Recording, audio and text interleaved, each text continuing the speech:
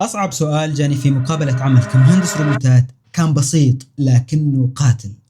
متى نقول عن الآلة روبوت؟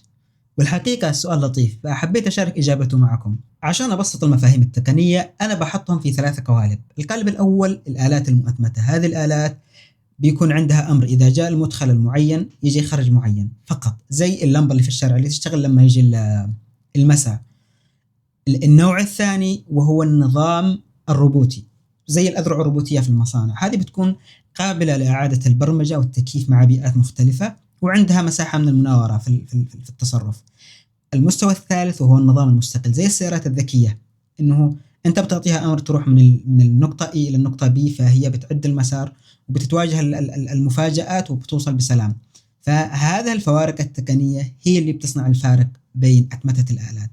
الحين قل لي، المكنسة عندك في البيت روبوت ولا مش روبوت؟